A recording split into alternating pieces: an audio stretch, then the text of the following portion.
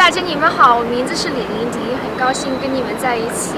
我的英文名字是 Lindy Lee. I'm running for Congress from the 7th District of Pennsylvania, and this is the area surrounding the city of Philadelphia. I grew up here. I spent 15 years of my life here. My family and I still live there, and I love the people there in the community from the bottom of my heart.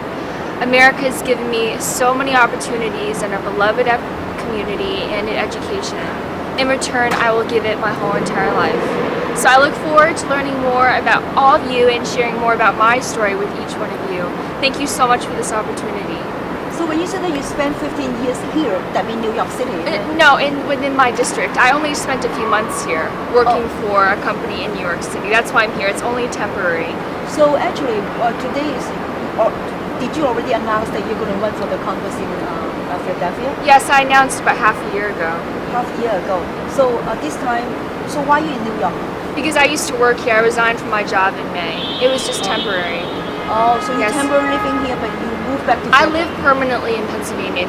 I'm not here that much. I was here because of you. You're Okay, special to me, so I spent the time to visit New York City. But most of my life is actually spent in Pennsylvania. But just tell your dad said that you work for Wall Street. And then you quit Actually, the job. I used to work at Morgan Stanley. It's not Wall Street per se. I wasn't a trader. I didn't. I was more helping families and institutions navigate the complexities of the financial world. So I'm not your typical Wall Street. So how many years you work for Morgan Stanley? Actually, no. I worked within my district in Pennsylvania far longer than that. I worked for a healthcare company called Merck.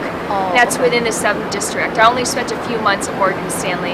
I was then asked to run for Congress. I didn't envision running in 2016. That wasn't part of the plan. I'd always wanted to run for Congress, but I didn't know it'd be so soon.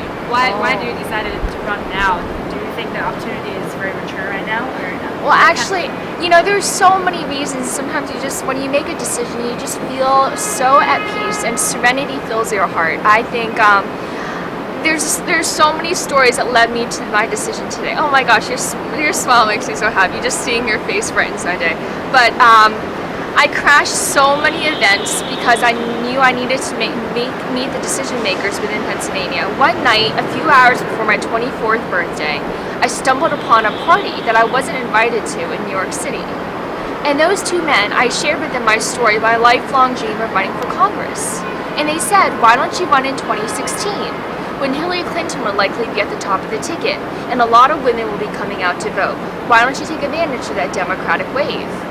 And given my fertile imagination, once I have a silly idea in my head, it's really hard to uproot it. I said, this is a once-in-a-lifetime opportunity. Who knows what's going to happen in 4 years?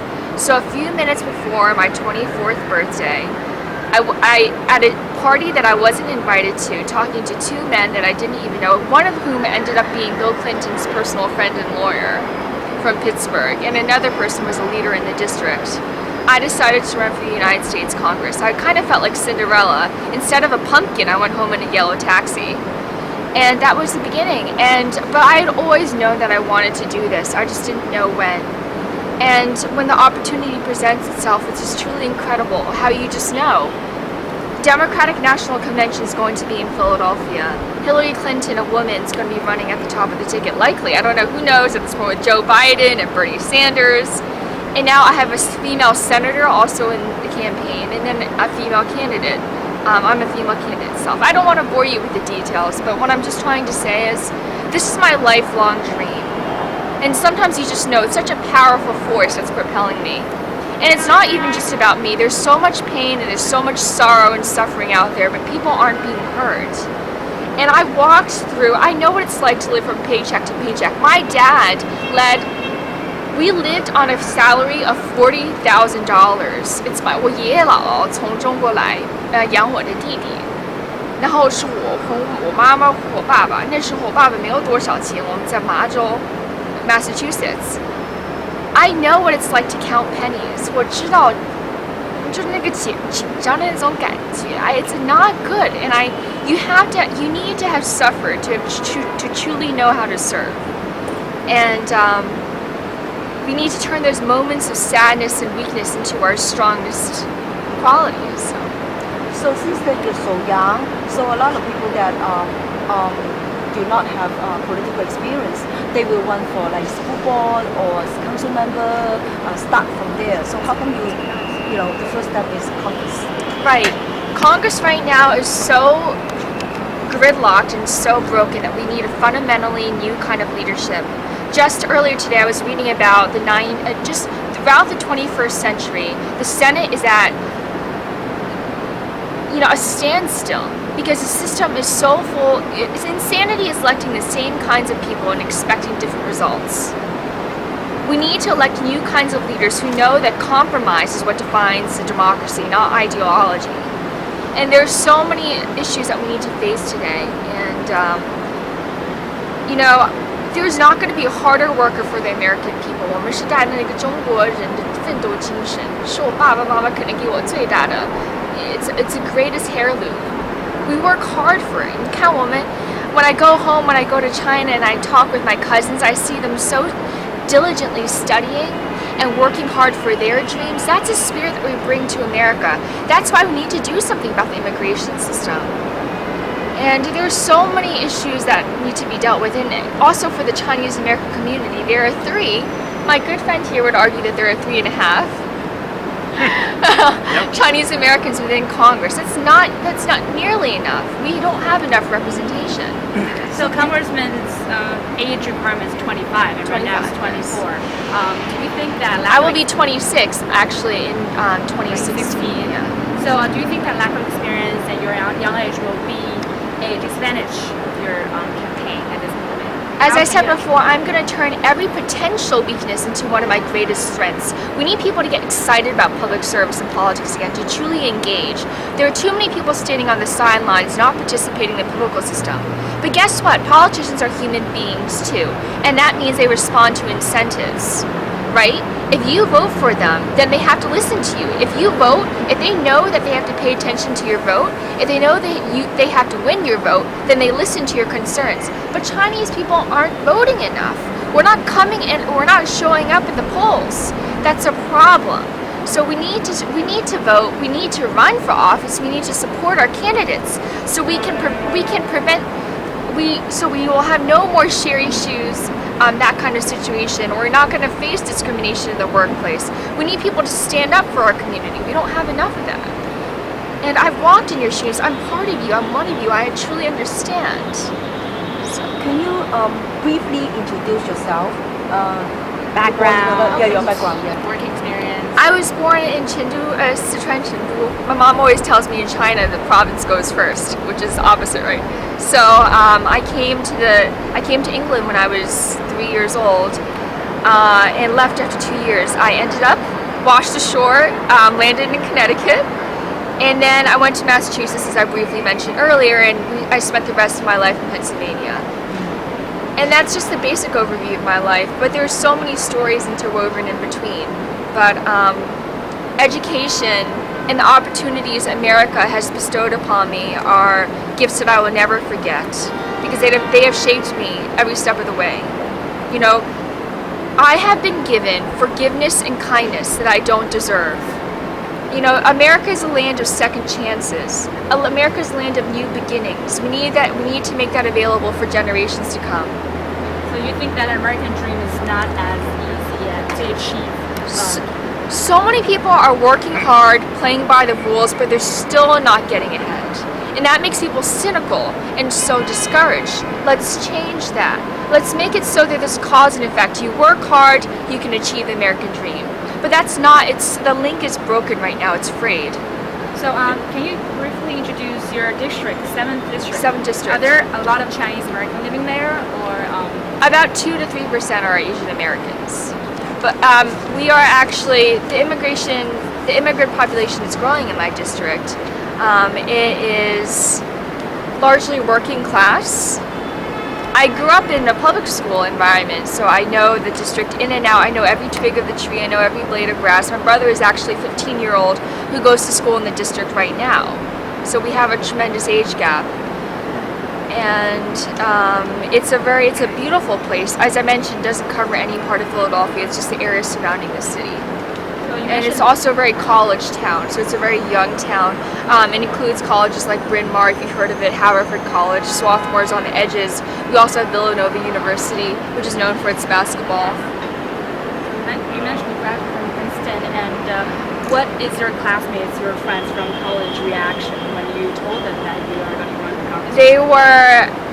The outpouring of support that I'd gotten was truly incredible. Just today I was interacting with a classmate. She was sharing her thoughts with me about what I can do for our country. I love that. I love hearing their feedback because a lot of them are in the sciences or they're in engineering. I'm not in those fields, but I can gather their ideas, and that's probably the best I can gain from their wisdom and experiences as well. My campaign is no longer just mine. It's our campaign.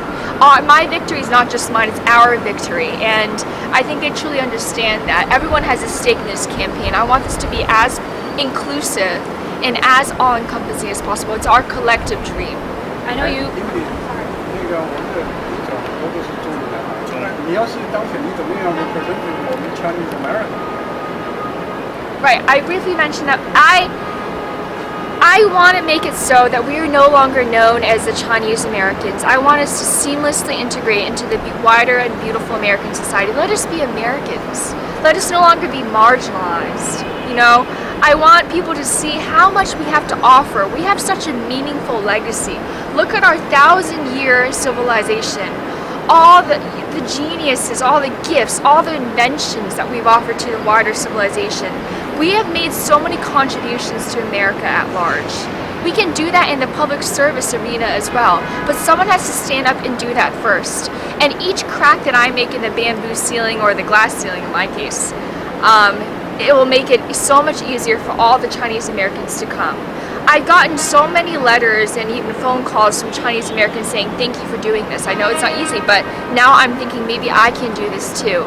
And my goal is for everyone to see, I can be another Lindy, or I can be another John or David, but I'm also a leap of faith.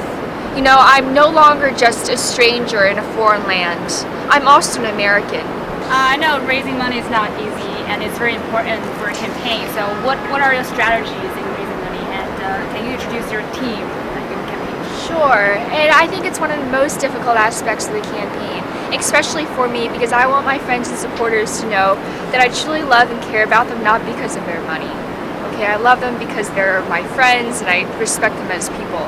So the fact that I have to ask them for money is very hard for me, but something I need to overcome, obviously. And campaign finance reform and election reform are very important agenda items. At the same time, we need the resources to run a formidable campaign against a well-financed incumbent, a Republican. So anyone who supports my agenda, I highly encourage them to consider contributing to our campaign to make these things possible. I have these wonderful dreams, but we need the resources to make it happen. So we're doing a lot of events. I also talk with people and try to understand their concerns. I want my campaign to actually help the working families. How many jobs can we create? Can we make college more affordable? No one should be going bankrupt by going to college, right? Working families, can they find the job opportunities? And climate change and 环保这些方面就非常重要. And so I want my story to resonate with people, and so far it's been, we far outraised my primary opponent. She raised $6,000, so yeah, there's that, and I'm just really encouraged by the outpouring of support thus far. But thank you. That's definitely an important aspect of it, obviously. Right, you're a young person. Do you plan to use like social media? Oh yes, Facebook, definitely. Twitter, everything. I'm sure that's your kingdom as well. You probably know it very well. I have about 3,000, more than 3,000 Facebook fans at this point, which is amazing given that it just grew organically. My primary opponent she managed to gather about 600 in 2 years. We managed to gather 3,000 in just 3 months, which is truly incredible. And now I have just about the same number, the same social media following as my Republican incumbent, because he's never on Facebook, never interacting with the voters, because that's where our generation is, right? We spend a lot of time on Twitter, Instagram, we have to interact with where the people are. So That's your advantage. You were saying. exactly, and I may not be the oldest candidate, but you know what I am? I'm the most accessible. I am the most relatable candidate. Every letter that I get, I respond to. If people take the time to actually reach out to me, I will respond. I'm not promising a novel. I'm not going to write 5,000 pages, but I will listen to your concerns and I will get back to you, even if it's just a smile or a smiley face. Does it make your schedule really crazy? It is very crazy. I don't think I do anything but the campaign, to be honest. I go running. I'm injured. I run a lot and I work a lot, and there's really not much in between. Oh, I do read sometimes because I want to learn what it takes to be a truly outstanding legislator. And Lyndon B. Johnson, however you may feel about him, was a master legislator.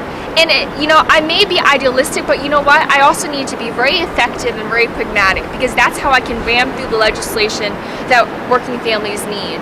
I may have these beautiful dreams, but at the end of the day, they're completely useless if I don't have the smarts and determination to jam through that legislation through Congress.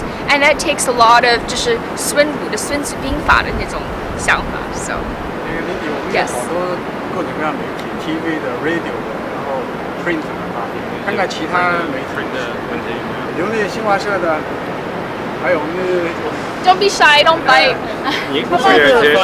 How much funding have you raised up to now? We have about